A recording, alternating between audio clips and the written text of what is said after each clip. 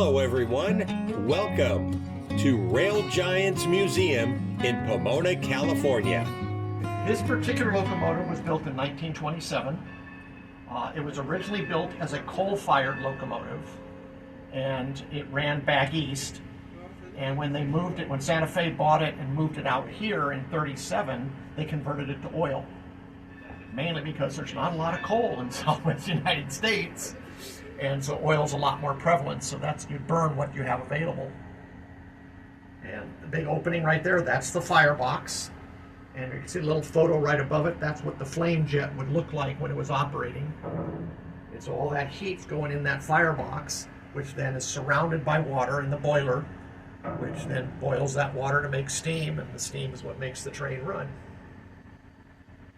Was it hot here? Yes. Yes, you'll notice all kinds of windows here and stuff. The windows were not really designed for forward view. You notice how small the windows are over there. If there was someone on the track a couple hundred yards in front of you, you're going to barely be able to see them through those windows, but there's nothing you could have done anyway. It takes sometimes 3 to 4 miles to stop one of these trains. So you just hope that person gets out of the way. But we got sunroofs up there. You can see there's some sunroofs here. There's little side panels that open up to scoop air in here, because that entire wall is boiling water on it. So that's all boiling water temperature. Basically, they classify steam locomotives by the wheel arrangement. So this is what they call a 4-6-4, which means there's 4 little wheels in the front, which are generally called the lead truck or the pony truck. Then you have the big drivers, and there's 6 of those. They're like 79 inches in diameter.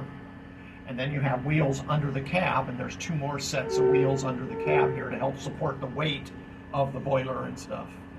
And so different trains will have different wheel combinations. Generally, the more drivers you have, the more pulling power it has. This particular one, because it had such large drivers at 78 inches, this was a passenger locomotive.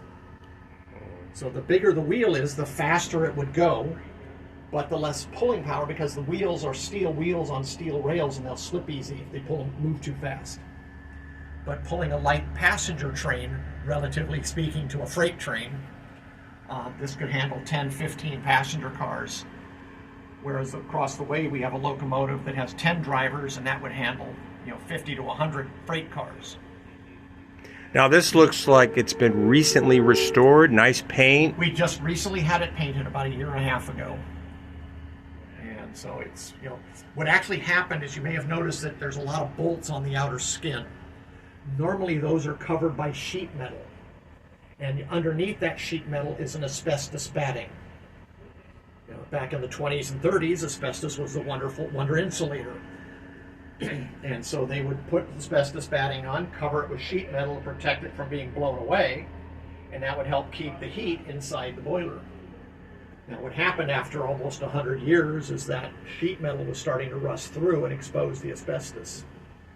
So we had to take it all off, have the company come in and abate the asbestos for us. And of course that left pretty much a rusty boiler underneath it all. Right. So we had to spend a lot of time putting it all back together, because we had to take all the piping and stuff off the surface so they could access the asbestos, and then put all that plumbing back on. And then we had a company come in and paint the whole thing up. And so it's now looking almost brand new. When did the steam train come to Rail Giants? When did they acquire it? Mid-50s. Mid-50s. This locomotive was retired in 53, and I believe it came to us in 56. Our museum's been here since 54. So that was what's fortunate for us is the time that steam locomotives were being phased out in preference to diesels. So a lot of train companies had locomotives they didn't need anymore, and we were very lucky to be able to acquire about 6 or so of them. We're open the second weekend of every month, all year round, and except during the LA County Fair, when we're open during the fair time. Great. Thank you, Alan.